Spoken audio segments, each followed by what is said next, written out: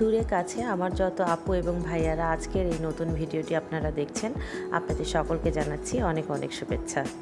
সকালবেলা ঘুম থেকে উঠে সকালের নামাজ এবং সকালের কিছু দোয়া পড়ে চলে আসলাম রান্নাঘরে নাস্তার জন্য। রুটি অথবা পরোটা, সবজি ও সাথে একটি ডিম, আর এর সাথে 1 কাপ গরম ধোয়া ওঠা চা। এই তো, এগুলোই তো সকালের নাস্তা। এই বক্সটাতে আমি কিছু মুরগির মাংস মাখিয়ে ফ্রিজে রেখে দিয়েছিলাম। আজকে আপনাদের ভাইয়ার অফিসে লাঞ্চের জন্য একটু ফ্রাইড রাইস এবং চিকেন ফ্রাই করব। এই জন্য বক্সটিকে সকালে ফ্রিজ থেকে বের করে রেখেছিলাম। ফ্রাইড রাইস বানানোর জন্য আমি এখানে চিকেনগুলোকে একটু ফ্রাই করে নিয়েছি, সাথে ক্যাপসিকাম এবং পেঁয়াজ দিয়ে রাইসটা করে নিয়েছি। পুরো রেসিপিটি আমি আপনাদের সাথে অন্য আরেকদিন শেয়ার করব। এখন আস্তে আস্তে আমি আমার বাকি রান্নাটুকু শেষ করে নিচ্ছি এবং আপনাদের কাছে আমার ছোট্ট একটি রিকোয়েস্ট, আমার ভিডিওটি যদি আপনাদের কাছে ভালো লেগে থাকে তাহলে লাইক, ফলো এবং সাবস্ক্রাইব করবেন। আপনাদের একটি লাইকই আমাকে পৌঁছে দেবে আপনাদের মতো হাজারো ভাই বোনের কাছে। রাইসটা রান্না করে নিয়ে আমি 2 পিস চিকেন ভালো করে ফ্রাই করে নিয়েছি। আমার আলমারিতে কিছু এক্সট্রা তুলা ছিল এবং এই বালিশের কাভারটি কেমন জানি পুরানো হয়ে গেছে, তাই নতুন একটি কাভারের মধ্যে সব তুলাগুলি দিয়ে নতুন করে একটি বালিশ বানিয়ে ফেল। অনেকেই মনে করেন একজন হাউসওয়াইফের আর কি কাজ। আপনাদের কি বলছি, সংসারটা বাতাসে চলে না, একটা দিন ছুটিও পাই না। সকাল থেকে রাত পর্যন্ত 24 ঘন্টা ননস্টপ 365 দিন চরকির মতো কাজ করেই যেতে হয়। তারপরেও যদি আপনারা এভাবে বলেন তাহলে আপনাদেরকে আর কিভাবে বোঝাবো আমার জানা নেই। এর মাঝেই আমার লন্ড্রি থেকে কাপড় চলে এসছে। কাপড়গুলোকে আলমারিতে জায়গা মতো গুছিয়ে রেখে দিচ্ছি।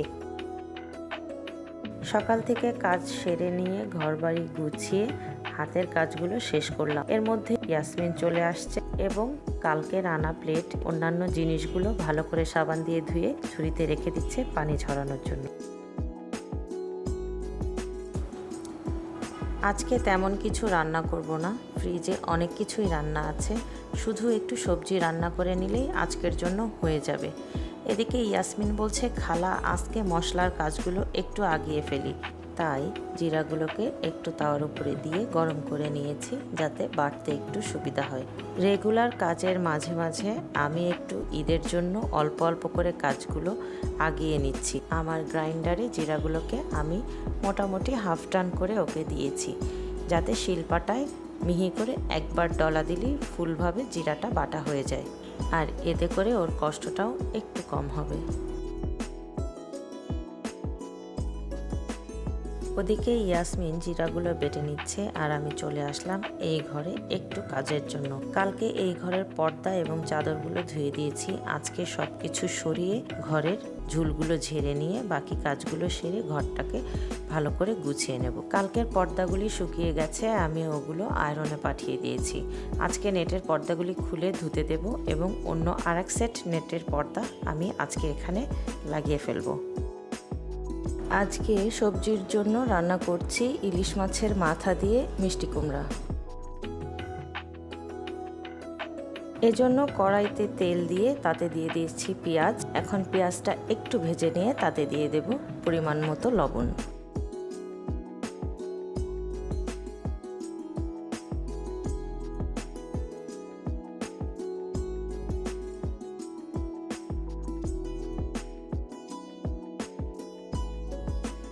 পেঁয়াজটা সামান্য লাল করে ভেজে নিয়ে পেঁয়াজটা যাতে পুড়ে না যায় এজন্য দিয়েছি অল্প পরিমাণে পানি। এর মধ্যে একটু রসুন বাটা দিয়ে ভালো করে একটু নেড়ে নিয়ে তাতে দিয়ে দিয়েছি পরিমাণ মতো সামান্য হলুদ।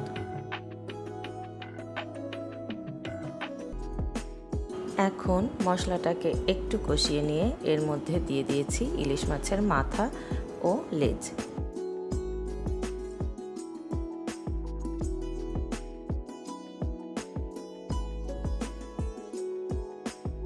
এরপর মশলাটাকে একটু নেড়ে নিয়ে দিয়েছি সামান্য কাঁচামরিচ।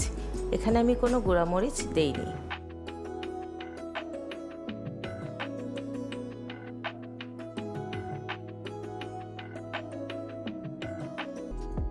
এরপরে সামান্য একটু মেখে নিয়ে দিয়ে দিয়েছি মিষ্টি কুমড়া।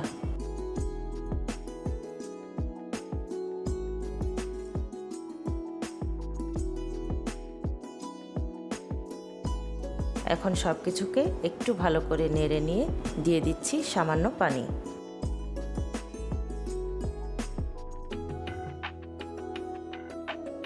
বিকালের দিকে আমার ফোনে একটি ফোন আসলো। কিছু জিনিস অর্ডার করেছিলাম, সেগুলো চলে এসছে।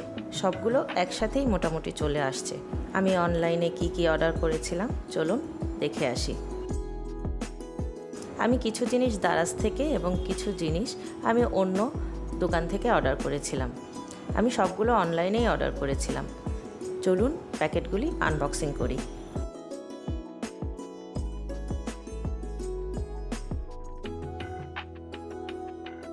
আমাদের এখন প্রত্যেকের কাছেই একটি করে ক্যামেরা মোবাইল বা স্মার্টফোন আছে। আমরা যে কোনো অবস্থাতেই আমরা কিন্তু ছবি তুলতে এখন খুবই আগ্রহী। তাই অনেক সময় আমাদের একটি সেলফি স্টিকের প্রয়োজন হয়।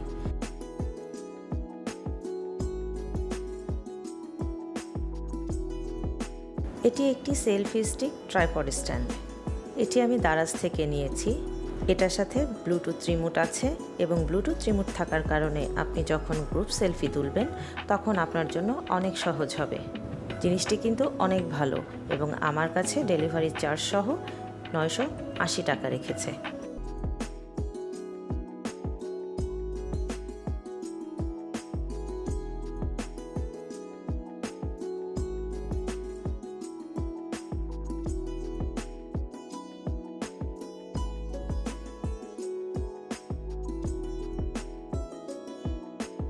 এই জিনিসটি হচ্ছে ওয়্যারলেস ডুয়েল মাইক্রোফোন। এটি ল্যাপেল ব্র্যান্ডের। আমার কাছে মাইক্রোফোন আছে, তারপরও এই জিনিসটি যেহেতু অল্প দামেরই নিয়েছে তাই আমি ভাবলাম একটু চেক করে দেখি প্রোডাক্টটা কেমন হয়। তাই এটিও আমি দারাজ থেকেই অর্ডার করেছিলাম।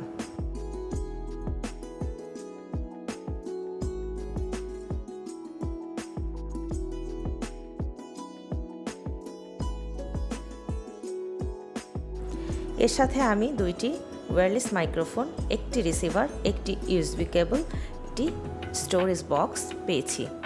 ডেলিভারি চার্জ সহ এটি আমার কাছে 1055 টাকা নিয়েছে।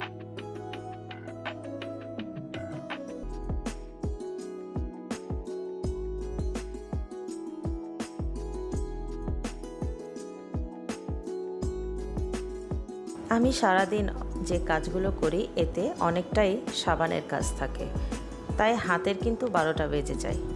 আমি সবসময় চেষ্টা করি হাতটাকে একটু ময়শ্চারাইজ রাখতে এবং একটি হ্যান্ড ক্রিম ব্যবহার করতে। আমি এই ক্রিমটি আগেও অর্ডার করেছিলাম, ক্রিমটি কিন্তু অনেক ভালো। এটি একটি হ্যান্ড ক্রিম, এটি হাতটাকে অনেক সফট রাখবে।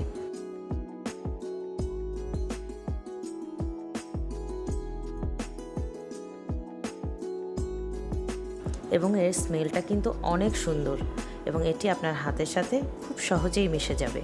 এটি 50 গ্রামের একটি হ্যান্ড ক্রিম। এটা আমার কাছে নিয়েছে 220 টাকা।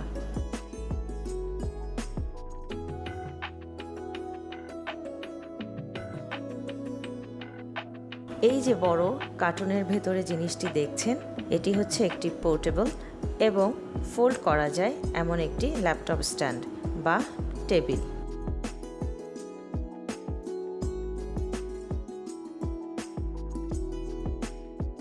আমি যখন বিছানার উপরে ল্যাপটপ নিয়ে কাজ করি তখন অনেক অসুবিধা হয় বিছানার উপরে ল্যাপটপটি রেখে কাজ করতে। আমাদের যাদের পিঠে ব্যাক পেন আছে তাদের জন্য এভাবে বাঁকা হয়ে কাজ করতে অনেক কষ্ট হয়। এই টেবিলটি আপনাকে সেই কষ্ট থেকে কিন্তু রিলিফ করবে।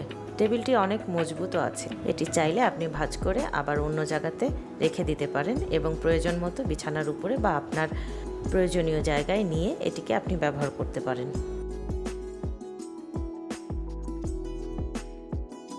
এটিও আমি দারাজ থেকে নিয়েছিলাম। এটি আমার কাছে নিয়েছে 520 টাকা।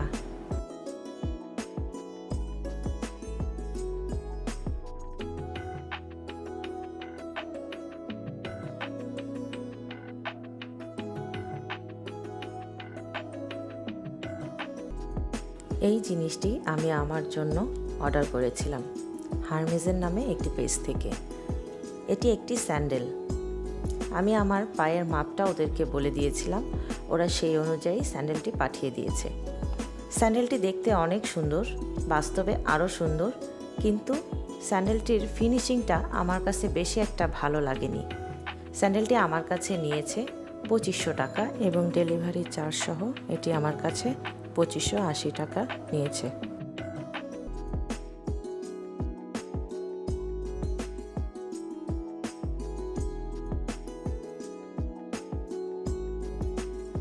দেখুন স্যান্ডেলের এই জায়গাটা এখনই খুলে যাচ্ছে।